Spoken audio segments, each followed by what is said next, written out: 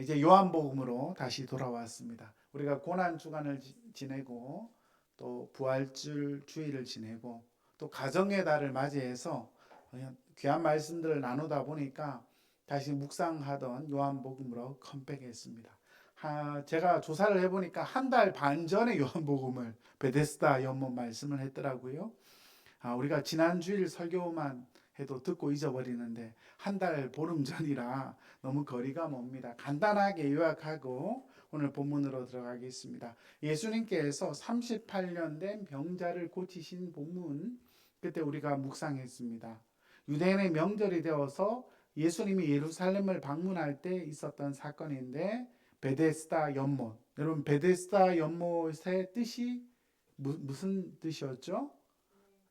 예, 자비의 집, 은혜의 집 이런 뜻이었습니다. 자비의 집이고 은혜의 집이었지만 사실 자비의 집이 이름대로의 역할을 못한 것은 많은 환자들이 하나의 신화를 믿고 있었기 때문입니다. 천사가 물을 동하면 가장 먼저 들어가는 자가 병이 낫는다.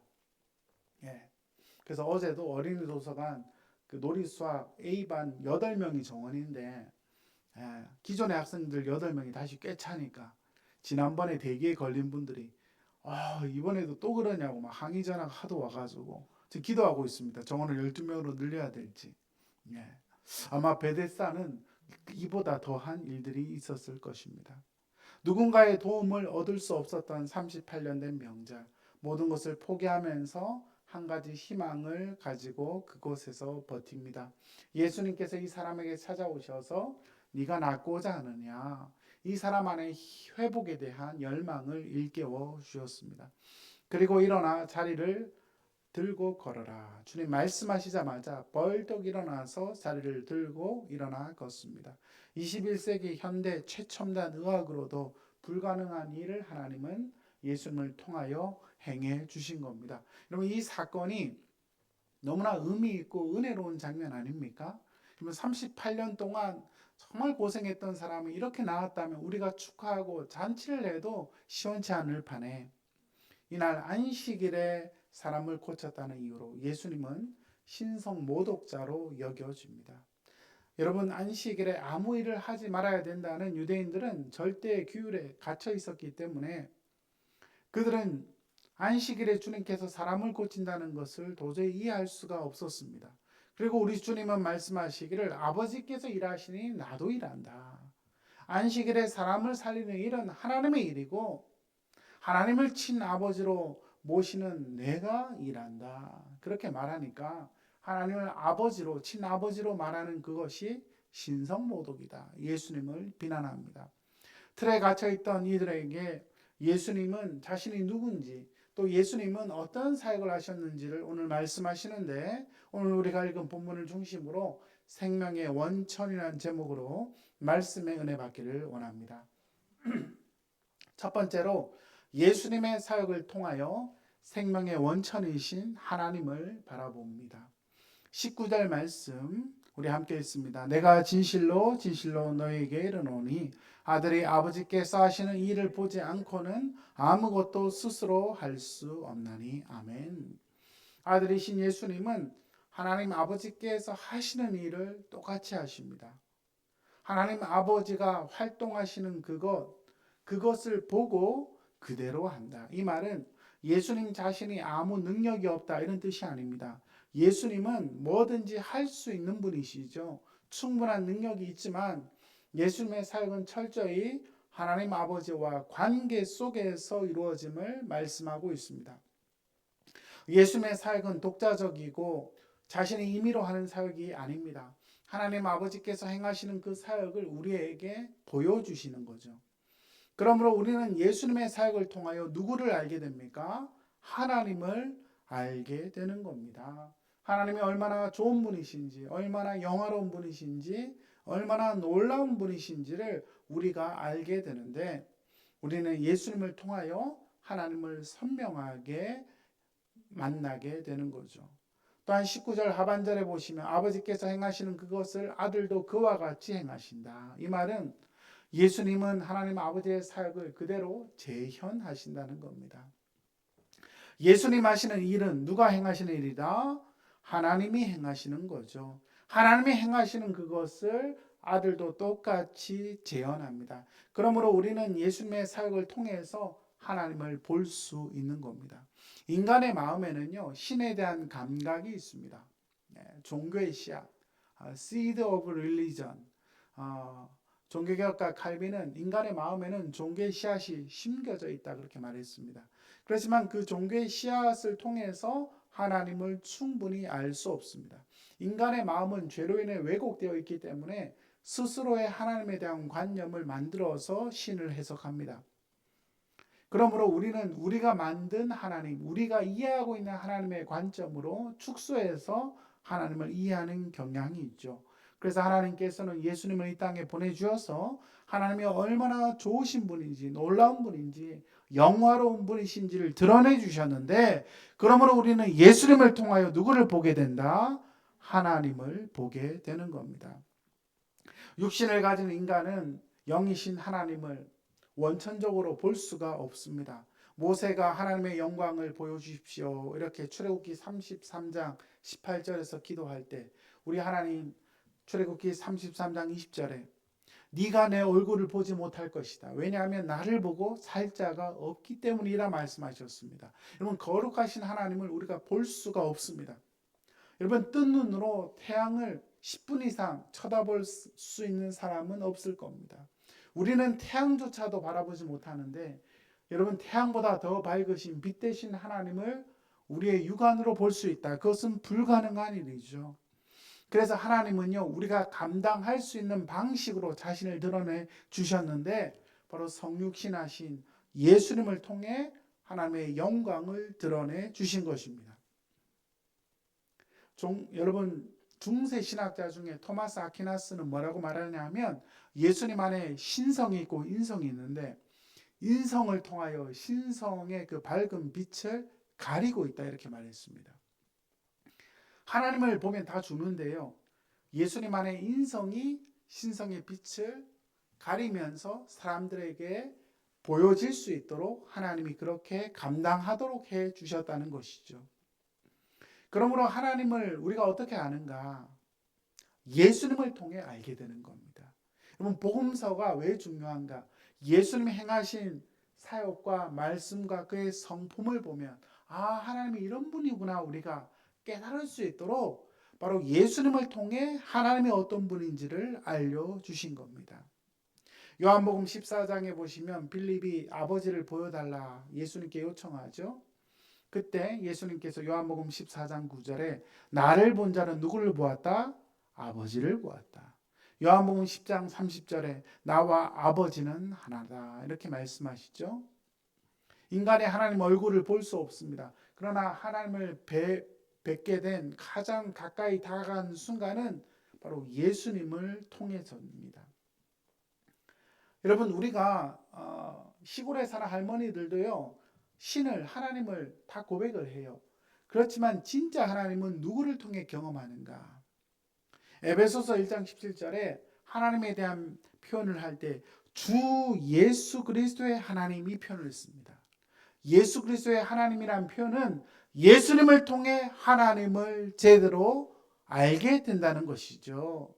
여러분, 그 말은 신을 제대로 이해하는 방식은 예수님을 통해 보여주신 하나님을 발견할 때 우리는 진짜 하나님을 만나게 되는 것입니다. 그러므로 여러분, 많은 종교들에서 신에 대한 갈망이 있고 신에 대한 여러 가지 파편적인 이미지를 얘기하지만, 진짜 하나님을 만나는 방식은 누구를 통해서? 예수 그리스도를 통해서 만나게 되는 겁니다.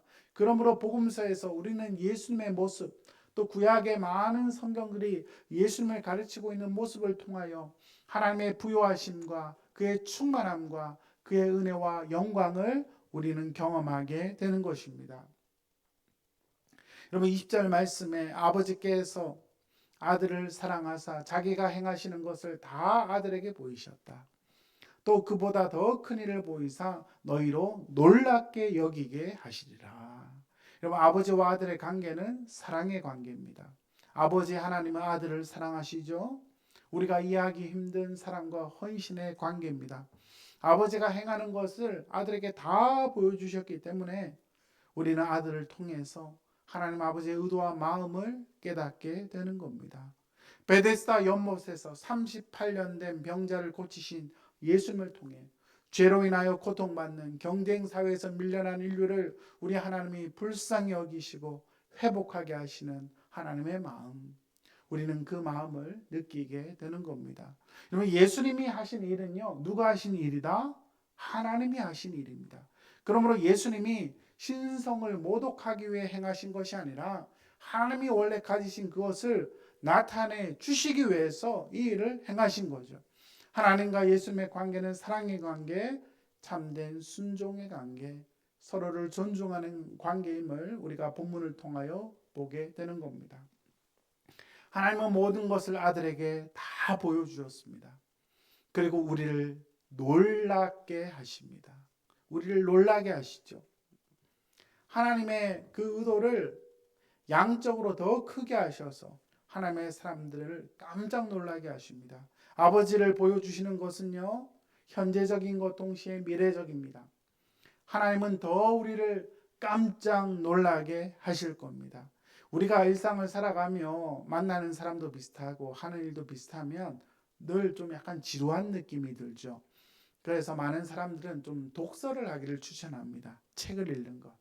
책을 읽는 것이 도움이 된다. 우리 도서관에 또 새로운 책들이 계속 들어오고 있습니다.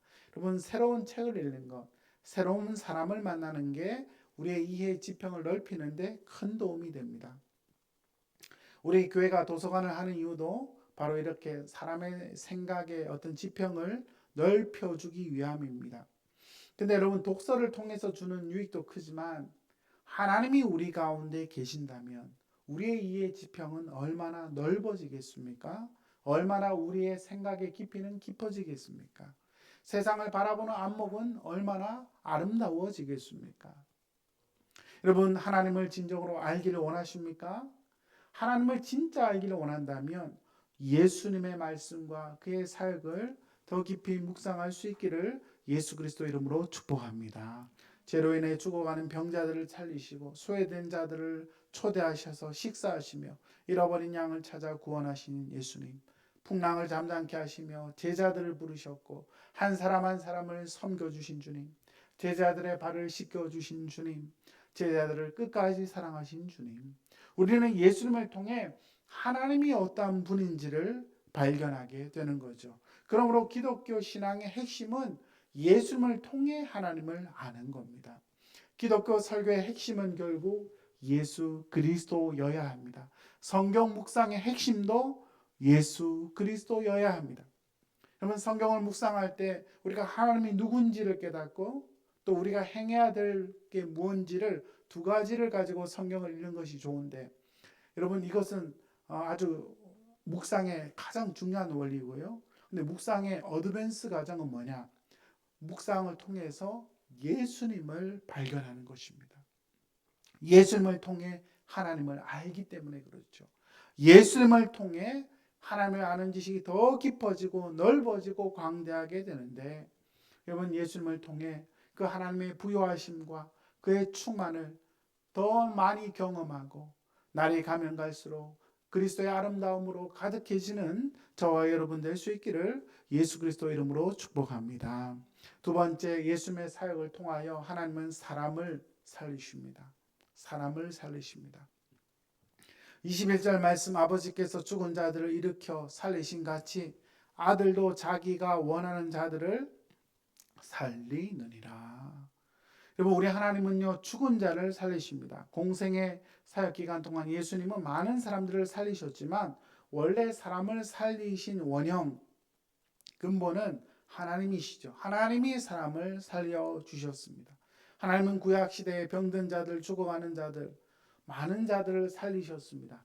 엘리야 엘리사 시대 때 특별히 죽은 아이들을 살리셨고, 나아만 장군, 문둥병자 나아만 장군을 살리셨고, 또 아이가 없었던 사라와 한나 같은 정말 생명이 없는 가정에 하나님은 생명을 주셨습니다. 바벨론 포로로 잡혀갔던 이스라엘 민족에게 하나님은 마른 뼈와 같은 이스라엘 민족이 하나님의 큰 군대가 될 비전을 보여주었죠. 어떻게 가능합니까? 창조주의 영 성령께서 임재하실 때 죽은 자가 살아나고 여러분 그 마른 뼈에 힘줄이 생기고 가죽이 덮이고 하나님의 큰 군대가 됩니다. 원래 죽은 자를 살리는 일은 하나님만이 할 수 있는 일인데 그가 생명의 원천이시기 때문입니다. 여러분 하나님이신 예수께서 이 땅에 오셔서 38년 된 병자를 살리셨습니다. 어느 누구에게도 도움을 받을 수 없는 38년 된 병자. 여러분 38년 된 병자는 40년이 가깝지 않습니까? 바로 이스라엘 민족을 의미하죠. 이스라엘 민족이 40년 동안 광야에서 방황했습니다. 우리의 인생은 다 38년 된 병자처럼 광야에서 방황하며 가나안 땅을 향하여 믿음의 여정을 가고 있는 자들인데 버려진 인생, 불쌍한 인생. 여러분 누가 살리는가? 예수님을 통해 살리심을 주님이 보여주신 겁니다. 예수님께서 수많은 병자들을 일으키시고 또한 죽은 자를 살리시고 하나님의 귀한 사역을 감당하셨는데 예수님께서 죽은 자를 살리신 대표적 사건이 나사로를 살리신 사건입니다. 예수님께서 공생의 사역 기간 동안 죽은 자를 3번 살리셨는데 나인성 과부의 아들, 야이로의 딸, 그리고 나사로. 그래서 우리 어릴 때 성경 퀴즈 할 때 예수님이 죽은 자를 3명 살렸는데 누굽니까? 이거 항상 시험에 나왔어요. 나인성 과부의 아들, 야이로의 딸, 나사로. 한번 해볼까요? 나인성 과부의 아들, 야이로의 딸, 나사로. 3명입니다. 그 중에 특별히 나사로가 위독하다는 소식을 듣자 예수는 바로 가지 않습니다. 이틀을 더 묵으십니다. 사망한 지 4일이 되어서야 그곳에 도착합니다. 사람들이 슬퍼하죠. 죽은 자를 바라보며 슬퍼하는 이들을 바라보시며 주님도 눈물을 흘리십니다. 죽은 나사로에게 주님 말씀하시기를 큰 소리로 나사로야 나오라 하시니까 죽은 나사로가 온몸에 배로, 여러분 배로 동인 채로 머리는 수건을 쓰고 무덤에서 걸어 나옵니다. 주님께서 죽은 나사로를 살려주신 겁니다. 생명의 원천이신 하나님만 할 수 있는 일을 우리 주님이 하신 거죠. 이 사건을 통하여 주님이 어떤 분이신지를 예수님이 어떤 분이신지를 드러내 주시는데 요한복음 11장 25절에 이렇게 되어 있습니다. 예수께서 이르시되 나는 부활이요 생명이니 나를 믿는 자는 죽어도 살겠고 무릇 살아서 나를 믿는 자는 영원히 죽지 아니하리니 네가 이것을 믿느냐. 예수님께서 사람들에게 내가 너희를 부활로 인도하겠다 말씀하시지 않고 예수님은 내가 부활이다. 내가 생명이다 말씀하십니다. 부활을 관념으로 설명하지 않습니다. 예수님 자신이 부활이고 예수님 자신이 생명이다. 예수님 자체가 부활 자체고 예수님 자체가 생명 자체이다. 이 땅에 오셔서 많은 사람을 살리셨지만 예수님이 생명의 원천이시다. 하나님과 함께 하시는 분이다. 하나님과 더불어 사람을 살리는 근본이 바로 하나님이시지만 예수 그리스도시다. 우리가 잊지 말아야 할 것은 예수님이 부활 자체고 생명 자체이다. 부활의 첫 열매다. 그러므로 죽음과 절망이라는 인생의 종착지로 달려가고 있는 자들에게 부활이신 예수님, 생명이신 예수님을 만나면 우리는 장차 이루어질 부활을 미리 당겨서 경험하게 되는 거죠. 그래서 예수님께서 요한복음에서 나는 부활이다 할 때 I am the resurrection, 현재 시제를 씁니다. 현재 시제. 요한복음에서 예수님은 현재 시제로 자신을 표현합니다. 나는 부활이다, 생명이다, 나는 생명의 떡이다, 나는 길이고 진리고 빛이다, 생명의 문이다. 이게 요한복음에서 에고 에이미라는 I am that이라는 유명한 용법인데 예수님은요 현재 시제로 자신을 표현합니다. 여러분 예수님은요 영원한 현재이십니다. 우리는 시공에 갇혀 있지만 영원한 현재이신 예수님은요 미래에 누릴 부활 생명을 오늘 이 자리에 예수님을 통하여 새롭게 경험할 수 있도록 우리를 인도해 주신다는 겁니다. 오랫동안 그 귀신의 영에 사로잡혀 있었던 박애녹, 그분이 나중에 목사님이 되시는데 이분이 세례를 받을 때 그 얘기를 하더라고요. 성부와 성자와 성령의 이름으로 세례를 주노라. 목사님이 세례를 이렇게 주니까 그 순간 뭐가 감전이 돼서 뭔가 큰 힘이 자기한테 훅 오더라 이거요. 여러분 무슨 말이냐면요. 예수를 믿는다는 것은 우리의 존재가 전적인 하나님의 능력 안에 들어가는 것입니다. 우리 이민정 성도님이 세례를 받았는데 얼마나 감사해요. 다음 주일은 이제 성찬을 받습니다. 세례와 성찬을 통해 하늘의 은혜가 감전됩니다. 예. 성부와 성자와 성령의 이름으로 우리 조직에 들어오셨기 때문에 들어오기도 힘들지만 나가기도 힘든 거예요. 하나님이 우리를 끝까지 책임져 주시는 겁니다. 이전에 같이 동역했던 한 여성들을 기억합니다. 이분은요, 인생을 살아가며 많은 갈등이 있었습니다.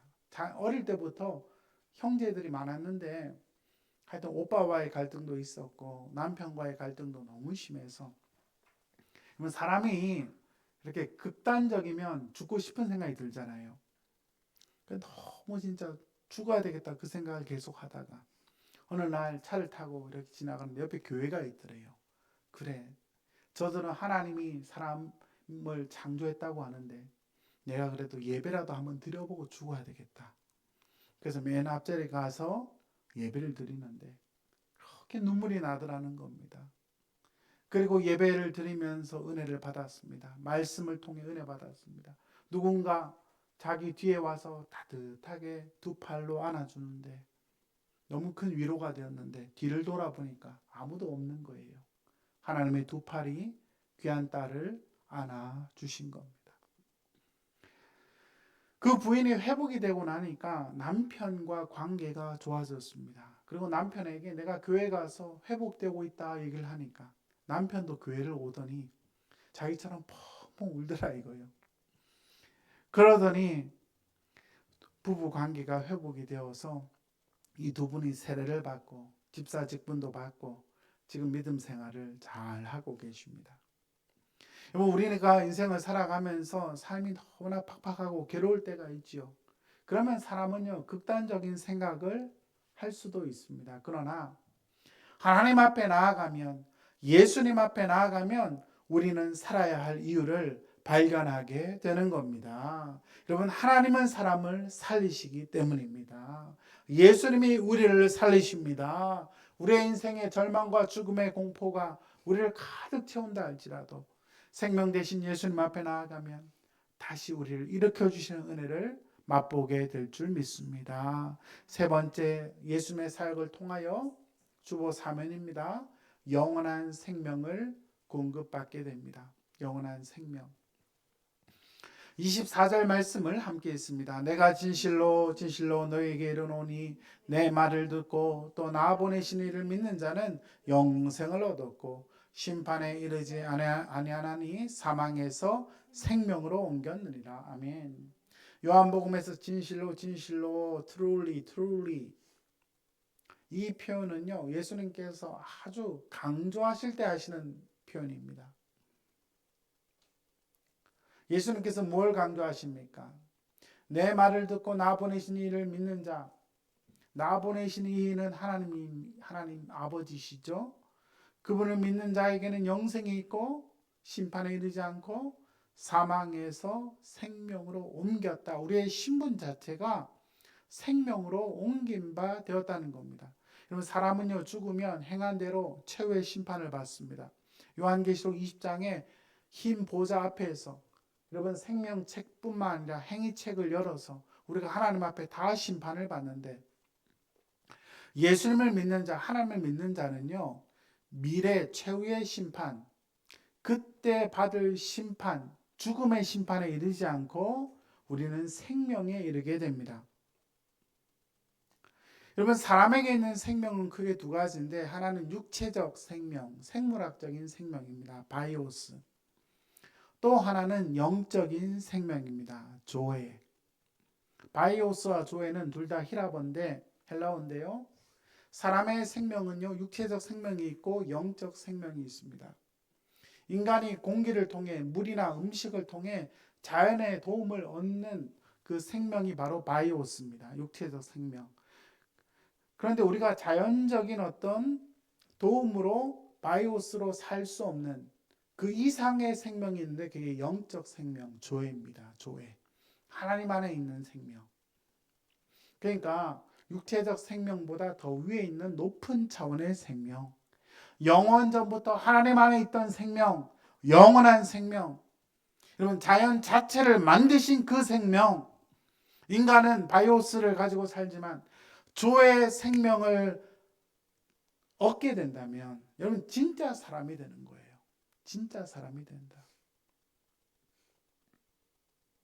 물론 예수를 믿어도 남자들이 철이 드는 거는 어렵다 그러더라고요. 우리 집사님, 남자 집사님들 늘 그래요. 언제 철이 드냐? 한 85세 정도 되면 철이 든다. 그리고 나서 바로 하나님께 간다 그 얘기를 늘 해요. 여러분 조의 생명은요. 이런 어떤 육신의 생명 이상의 차원입니다. 육신의 생명 이상의 차원. 하나님이 가지신 그 생명을 얻는 것. 그래서 예수님께서 이 땅에 오신 이유는 바로 육신의 생명 이상의 생명을 누리도록 우리에게 오신 겁니다. 요한복음 10장 10절 제가 너무나 좋아하는 말씀이에요. 도둑이 오는 것은 도둑질을 하고 죽이고 멸망시키는 것뿐이요. 예수님이 온 것은 양으로 생명을 얻게 하고 더 풍성히 얻게 하려는 것이다. 이 말씀은 외우시면 좋을 것 같아요. 한번 우리 같이 읽읍시다. 시작. 도둑이 오는 것은 도둑질하고 죽이고 멸망시키는 것뿐이요. 내가 온 것은 양으로 생명을 얻게 하고 더 풍성히 얻게 하려는 것이라. 아멘. 악한 사탄 마귀는 도둑질하고 죽이고 멸망시키려고 옵니다. 그러나 예수님께서 이 땅에 오신 이유는 생명, 조의 영원한 생명을 주시고 또 풍성히 누리도록 하시기 위함입니다. 인간은 하나님을 떠나서 사탄의 지배 속에서 죄와 사망의 권세 가운데 있기 때문에 하나님 알지 못하는 분들은요 불안할 수밖에 없고 늘 답답할 수밖에 없습니다. 그러나 우리 하나님 안에 들어가면 생명의 원천이신 하나님, 구원자 되신 예수님이 우리와 함께 하시니까 세상에서 알지 못하는 위로와 평강, 마음의 질서를 경험하게 되는 겁니다. 저는 사실 하나님을 믿지 않는 분들이 믿음이 더 좋은 것 같아요. 어떻게 하나님 안 믿고 사는지 모르겠어. 내 인생이 어떻게 해야 될지 알지 못하는데. 그렇죠? 그게 더 큽니다. 아닙니까? 하나님께 맡기면요 얼마나 좋은지 모릅니다. 그러니까 아침마다 새벽마다 말씀 묵상하고 기도하면 그게 마음이 편할 수가 없어요. 우리의 인생은 늘 불안하고 아슬아슬합니다. 그러나 생명의 원천 되신 예수님, 그분이 생명을 주시고 더 풍성히 누리게 하시는데 어떻게 그 생명을 누릴 수 있는가? 예수님은 두 가지로 말씀합니다. 첫 번째는 내 말을 듣고 예수님 말씀을 통해 영생을 얻습니다. 여러분 말씀을 공급받을 때 우리가 주일날 목사님 설교를 통해 말씀을 공급받고 성경을 통독하고 성경을 묵상하고 그래서 여러분 성경 통독도 필요하지만 묵상 훈련도 필요해요. 묵상. 또 성경 공부를 통해서 영생의 비밀 예수님을 만나게 되는 겁니다. 우리의 인생에 심각한 문제가 있어도 말씀 읽고 말씀 듣고 말씀 묵상하다 보면 이렇게 해결되는 경우가 많아요. 나도 모르는 문제가 말씀 듣고 있다가 해결되는. 여러분 얼마나 시원합니까? 여러분 말씀을 날마다 사랑하고 늘 말씀 가운데 거할 수 있기를 예수 그리스도 이름으로 축복합니다. 말씀을 통하여 영생을 얻습니다. 두 번째, 예수님을 믿는 자가 영생을 얻습니다. 이는 저를 믿는 자마다 영생을 얻게 하려 하시나. 요한복음 3장 16절에도 말씀하죠. 예수님을 보내주신 하나님을 믿는 자가 영생을 얻습니다. 이 영생은 원래 미래에 누릴 축복이에요. 미래에 누릴 축복인데 영원한 현재이신 예수님 믿으니까 미래에 얻을 축복을 미리 땡겨서 현재도 누리는 거예요. 그래서 우리가 예수 믿는 이유는 죽어서 천국 가기 위함이기도 하지만 그건 반쪽짜리입니다. 이 땅에서 우리는 천국을 미리 맛봅니다. 예, 미리 맛봐요. 그래서 여러분 시간이라는 것은 현재에서 미래로 흘러가지 않습니까? 동시에 그리스도인의 시간은 미래에서 예수님을 통하여 현재로 돌진합니다. 이게 신기한 거예요. 일반적인 사람들은 현재에서 미래로 이렇게 달려가고 있지만 그리스도인의 시간은 어떻습니까? 하나님의 부유하심과 풍성함을 우리가 미래에 누리지만 이것을 예수님, 영원한 현재이신 예수님을 통해 미리 땡겨서 쓴다니까요. 그래서 기도하면 하나님이 도와주시는 이유가 이런 은혜의 복을 미리 땡겨서 누리게 된다는 겁니다. 이것이 바로 기독교 신앙이죠. 그러므로 그리스도인은 영원한 현재이신 예수님을 통해 현재의 삶, 오늘의 삶을 의미 있게 살 수밖에 없습니다. 그리고 현재의 삶, 오늘의 삶이 때로 고난 가운데 있어도 이 삶을 통하여 하나님이 나를 만들어가고 있다는 생각을 하게 되면 오늘의 현재가 나에게 선물인 것입니다. 고린도 후서 6장 2절에 사도 바울은 말씀합니다. 보라, 지금이 은혜 받을 만한 때고 보라, 지금이 구원의 날이로다. 현재 이 시간이 나에게 복된 것입니다. 그러므로 우리 믿음의 사람들은 현재를 날마다 누릴 수 있기를 축복합니다. 우리에게 주신 일상을 누리십시오. 내가 만나는 사람들, 내가 하고 있는 일들을 즐기십시오.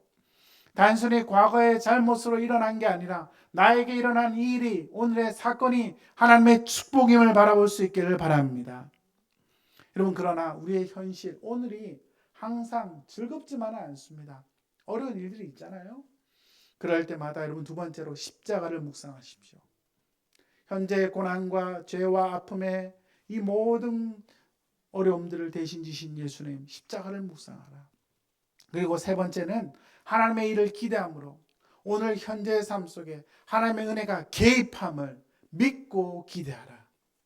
그러므로 여러분, 영원한 현재이신 예수님을 통해 현재를 누리고 십자가를 묵상하고 날마다 오늘을 기대함으로 살아가면 여러분, 고난과 절망과 아픔이 우리의 삶의 순간에 때로 찾아온다 할지라도 부활이신, 영원한 부활이신, 영원한 생명이신 예수님, 영원한 현재이신 예수님은 미래에 행하실 완전한 축복을 땡겨서 오늘 누릴 수 있도록 새해를 행해 주신다는 겁니다. 이게 복음이에요. 이게 복음. 그래서 C.S. 루이스가 쓴 순전한 기독교, 여러분 이 책을 읽고요, 수많은 사람들이 예수님을 믿었습니다. C.S. 루이스는 신학자도 아닌데요, 영문학자인데 이분이 얼마나 참 기독교 변증을 많이 했는지요. 이분이 쓴 순전한 기독교, 이런 말이 있습니다. 기독교가 제시하는 것은 이것입니다. 하나님이 그 뜻대로 하시도록 자신을 그분께 맡기는 사람, 바로 믿음으로 하나님께 맡기는 사람이죠. 그 사람은 그리스도의 뭐에 동참한다? 생명에 동참한다. C.S. 루이스는 순전한 기독교에서 만든 생명이 있고 낳은 생명이 있다 그럽니다. 그러면 사람이요, 뭔가를 만들 수 있고 사람이 뭔가를 낳을 수 있잖아요. 하나님도 우리를 낳으셨습니까? 만드셨습니까? 우리를 만드신 거예요.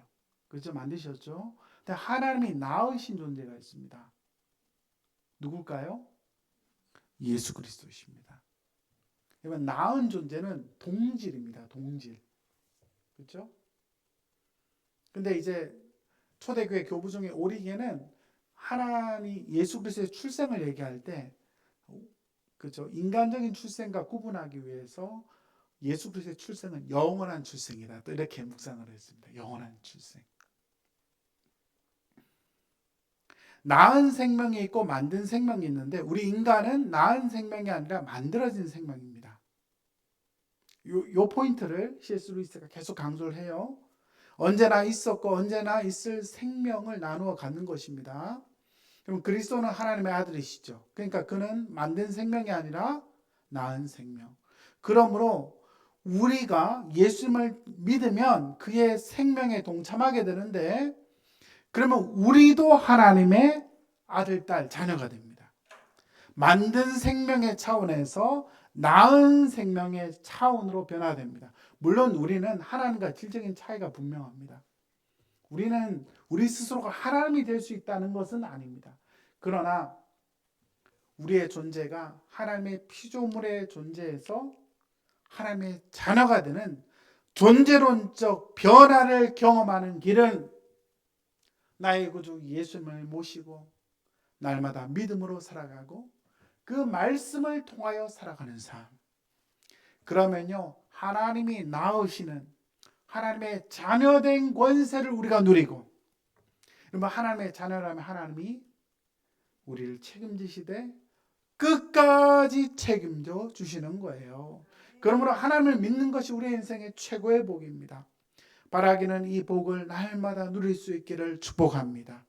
물론 이 복을 누리고 사는 삶 속에 고난이 없다는 게 아닙니다. 고난도 있어요. 그러나 그럴 때마다 뭐를 묵상하라? 십자가를 묵상하십시오. 영원한 현재이신 예수님을 통해 그 미래에 완성될 완전한 축복을 미리 당겨서 오늘 내 삶 속에 그 생명으로 다시 찾아오실 주님, 그러므로 38년 된 병자가 일어난 것처럼 내 인생도 벌떡 일어나리라. 내 인생도 새 노래를 부르리라. 내 인생도 새 봄이 찾아오리라. 날마다 영원한 현재이신 예수님 모시고 생명 가운데 거하는 우리 모두 될 수 있기를 예수 그리스도 이름으로 축원합니다. 아멘.